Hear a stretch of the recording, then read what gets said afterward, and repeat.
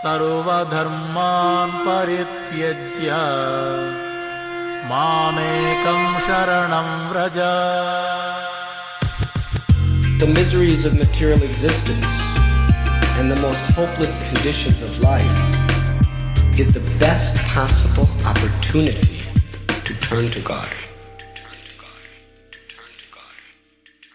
You're listening to Bare Knuckle Bhakti Shorties on the Bhakti Recovery Podcast with Jiva G, coming at you every Monday with a little spiritual something. Good morning, friends. I'm out for my walk. There's been an incredible heat wave here in Berlin. It's been extremely hot. So forgive me if I'm a little down in energy. It's pretty brutal. God, there's so many topics. They just run through my head throughout the whole week. And again, it always comes back to the same thing, especially for me, what's very relevant at the moment. There's like three topics, three subjects that my mind is trying to, I don't know, just in my mind and my feelings and my body and my actions and my thoughts and all of that. I'm all trying to like get those three topics sort of in line with each other. With the body, mind, and the spirit, and the emotions and the feelings and the thoughts. So it's just constantly some sort of, like different energies going on at once, like impulses are happening, and I got the recovery voice, I've got the Krishna conscious voice, I've got my body telling me different things as well. And it's a lot to process. And it also shows me where I'm at with certain topics in my life. It shows me where my body's at, where my mind is at, where my emotions are at, where my recovery is at, how deep am I in Krishna consciousness? How deep am I in my recovery? How many decisions do I make? We talked about this last week with good, orderly decisions. How many of those, and what does that qualify? What are good, orderly decisions? I realize also with the topics that I'm being confronted with these days, I realized how much work I've done in other topics in other areas, and that you can't, or I can't. And I thought maybe it would just be like transferable, but it isn't. Those are the unhealed parts of me. Those are those narta vrittis that are very deeply embedded. And one thing I have learned through these last weeks and months, that while getting counsel, being open about talking and sharing about what's going on, you're not always going to get, or I haven't always gotten sound advice or sound suggestions, let alone actually being really understood on the level where I'm at. And that doesn't always have to be there. I speak with people who I know are not on my level. I know I've spoken to people who are, coming from different, and I don't mean level as far as higher or lower, I just mean coming from a different road. And it's interesting to listen to the different takes and the different opinions and the different processes that they have, and conclusions that they come up with, and actually solutions that they suggest, which don't always resonate. And you know what? They don't have to, because I am in a position where I can really safely say I've done 30 years of this, and I've gotten my, through this process, I've gotten to where I'm at now in a space where where I always find that I wind up a beginner again in some areas. And this is a hard, honest truth. Where there are emotions and wounds, where there is trauma, and believe me, people, I have a lot of it, where that is, and where I haven't dealt with it, I will get confused again.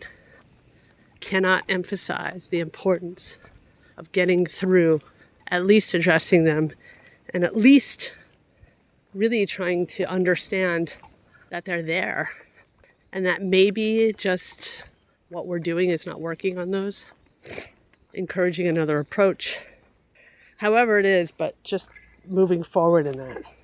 And I think that that's important, whatever path that we choose.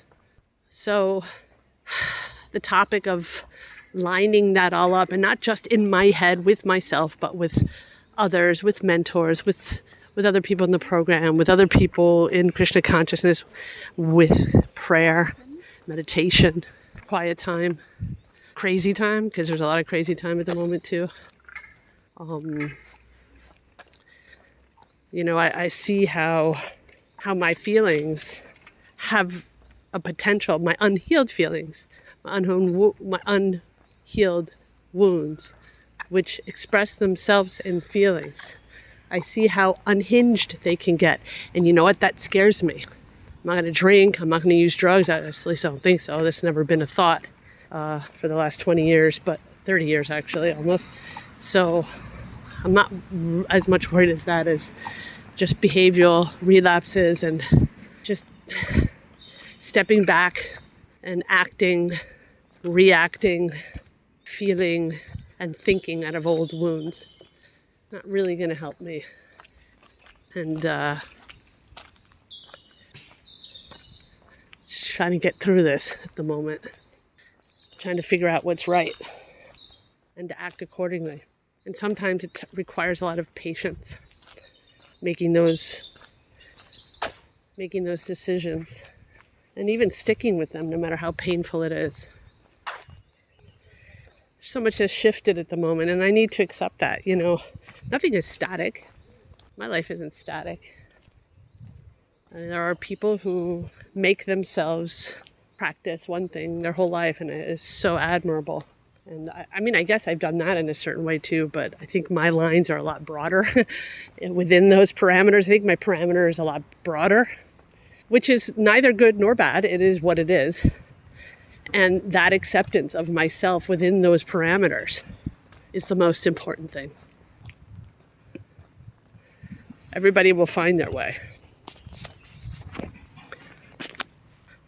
I find myself letting new influences in my life, weighing them, wondering if it's a good thing or not a good thing. But I'm open and careful. We say in German, enjoy with caution. It's such a German thing, isn't it? We enjoy with caution. And that's something that I'm living at the moment. There's a big shift. My recovery and my relationship with God, as long as those don't suffer from any shifts, I'm doing good. I do find, though, that when big feelings come, or impulses, that it's so very disturbing. So much so that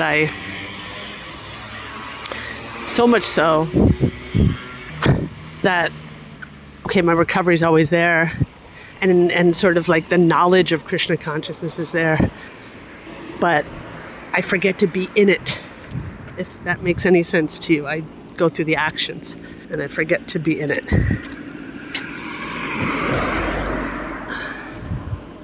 I don't know if there's moments in my life where, just regular moments, I think Krishna is always there. I believe it. I feel it. But when I'm all up in my head, especially with things that aren't resolved within myself, ooh, that's a slippery slope, my friends. It really is a slippery slope. So what do? I just start listening to things that are empowering. I start maybe double downing on meetings, or, I have to be the adult here, which means it's like a kindergarten. We have like this inner kindergarten. I gotta discipline. Sometimes I gotta let them run free. And I feel like right now, in a way, I'm letting a lot of the kids run free, and I like that within the parameters, but I need to keep my eye on them. And, I hope this is all making sense. I think I've touched on a lot of those topics. I said I had like 3 things that I'm thinking about. That covers probably 2 of them. The second one is, or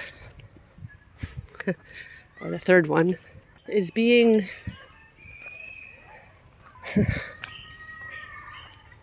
creating a life for ourselves, which is a prison. Now let me explain this. The very first thing that I want to explain to everybody is this, especially in the Krishna conscious movement, and I really want you to listen to me very clearly right now.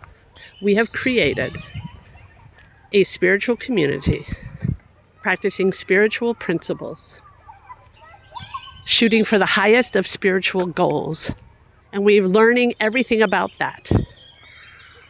But they are not teaching us how to be a human being and how to understand that being a human being is going to make us fall short. We will fall short of those spiritual principles, that spiritual high bar. We need lessons on how to fail successfully. How do we fail successfully? How do we say, okay, this is exactly what I read here and there, without shame, without shame, without fucking shame.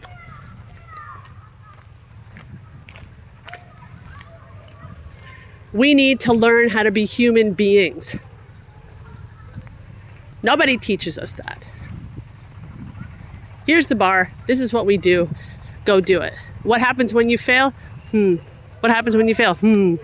I've seen it all. I've seen it all in this movement. I've seen it all in so many communities in my life. I've seen relapses, suicides. I've seen total destructions, overdoses, fighting, violence, jail, institutions, and death.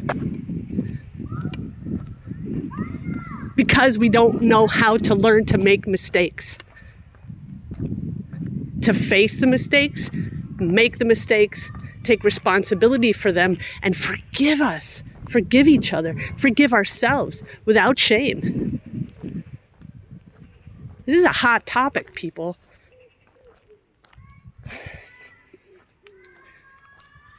We are fallible. We're not living in a spiritual world. Many of us want to.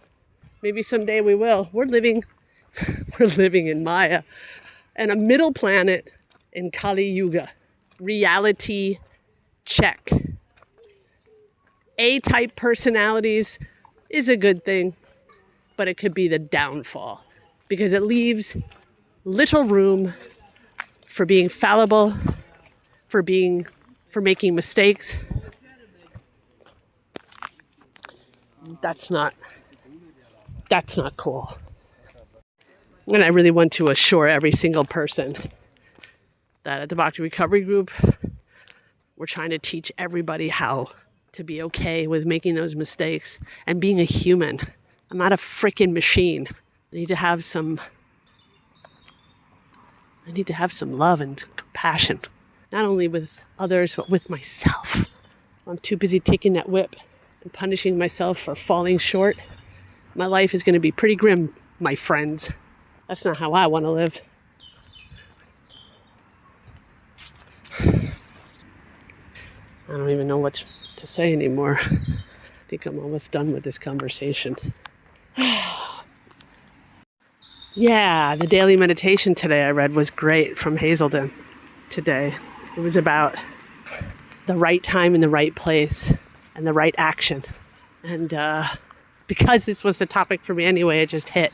Like it always does. It hits just like it should. I hear what I need to hear every single day. What a great daily meditation that was. And all of this, and I have to put the umbrella on all of this takes patience, care, steadiness.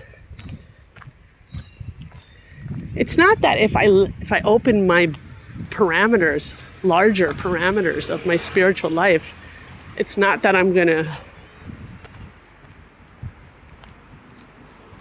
It's not that I'm going to freak out and everything's going to go haywire. I still have my parameters.